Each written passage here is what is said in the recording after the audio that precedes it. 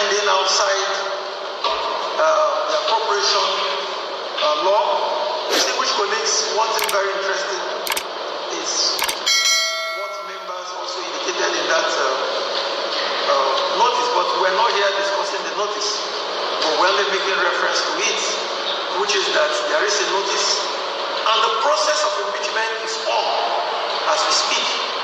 Having received the notice, my job is to forward it, and it's important that we allow this process go through. Here we are again. The Rivers State House of Assembly members that are loyal to Nyesom Wike have formally initiated impeachment proceedings against Governor Siminalayi Fubara and his deputy Ngozi Odu. This marks a dramatic escalation in the long-running power struggle rocking the state. This is no longer a quiet disagreement behind closed doors. It is now an open institutional confrontation with grave political consequences. According to the impeachment notices and assembly briefings, the lawmakers are accusing the governor and his deputy of the following alleged misconduct. 1. Gross misconduct as defined under the Nigerian Constitution. 2. Violation of constitutional provisions relating to governance and executive authority.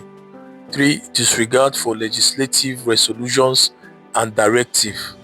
4. Improper handling of state finances and budgetary processes. 5. Obstruction of the House of Assembly in the performance of its duties.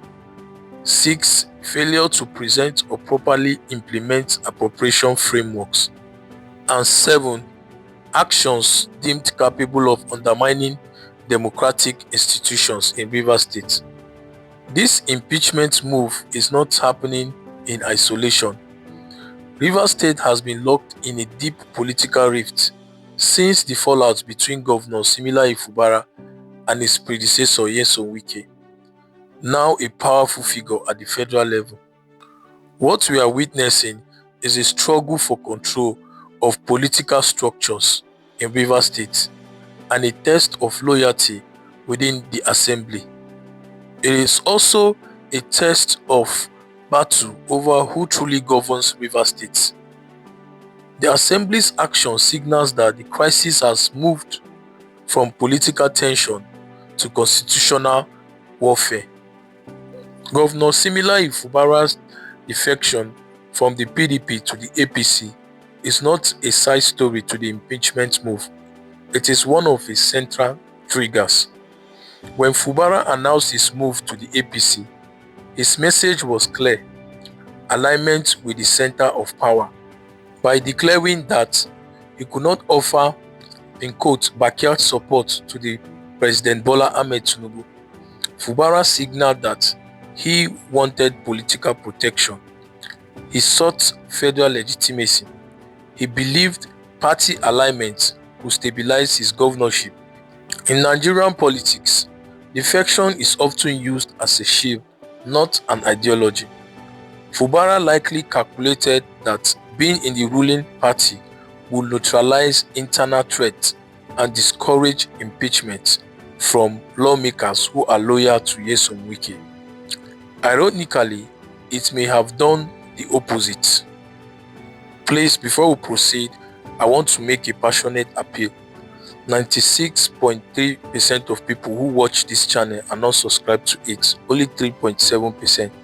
Please, when you like or subscribe to this channel and like this content, it helps YouTube to send this content to other viewers. Please help Impact Media to grow. Thank you for your understanding. Fubara's defection speech to the APC was not coded language. It was blunt, and I quote, he said, "We cannot support the president if we don't fully identify with him, not backyard support." That line did three things at once. 1, it elevated Tinubu as his primary political anchor, and it signaled a clean break from old patronage of Nyesom Wike. And it also implied that previous alliances were no longer relevant to him. In Nigerian political culture, such clarity is rare and often provocative. While Fubara did not mention Wike by name, the subtext was unmistakable. By stressing in quotes full identification and rejecting in quotes backyard support, Fubara appeared to downplay Wike's role as Tinubu's earlier Rivers ally, suggests that he, not Wike, now represented the authentic APC presence in the state. Mocked the idea that the river politics must still revolve around one man. To Wike's loyalists, this sounded less like confidence and more like political disrespect. The reported decision by members of the Rivers State House of Assembly to present a car as a gift to former Governor Nyesom Wike is more than a courtesy gesture. In the context of Rivers politics, it is a symbolic declaration of allegiance and a direct political message to Governor Similayi Fubara. By pooling resources to present a car to Wike, lawmakers publicly affirm where their allegiance lies. They demonstrate unity around a political benefactor. They reinforce an existing power hierarchy. Nyesom Wike and his entourage have been in a political sympathy tour disguised as thank you visits to all local government areas in Rivers State. Wike's movement across Rivers State communities have been framed as thank you visits, stakeholder engagement, cultural and community interactions. But politically, they function as something deeper, a reminder of who once held power and who still commands loyalty in Rivers State. In Nigerian politics, sympathy tours are rarely about healing alone. They are about reclaiming emotional ownership of the electorate.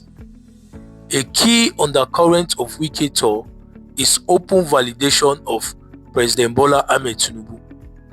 By repeatedly positioning himself as a federal ally, a stabilizer during the crisis, a bridge between Rivers and Abuja, Wike subtly presents Tinubu as a trusted national anchor, while implying that instability in Rivers began after his exit.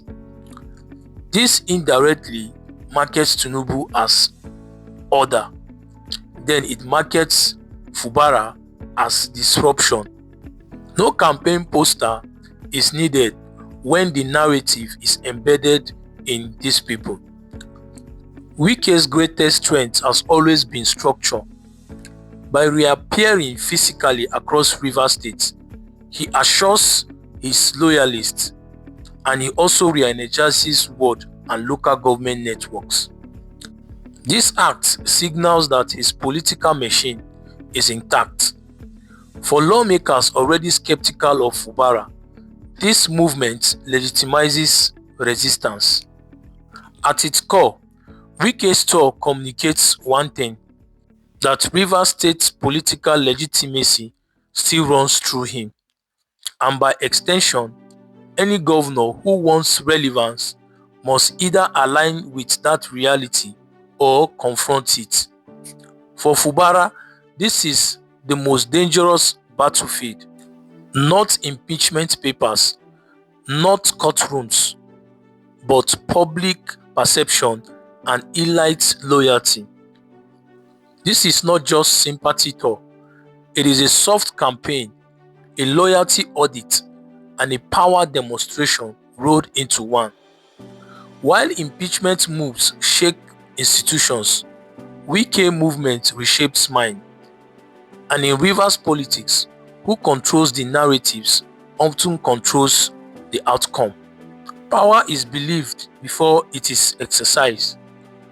By demarketing Fubara consistently as an unstable person and marketing himself as reliable, Wike shifts perception. And perception of Rivers people shapes the outcome, including impeachment momentum. While Fubara speaks loyalty to Abuja, Wike performs authority in Rivers.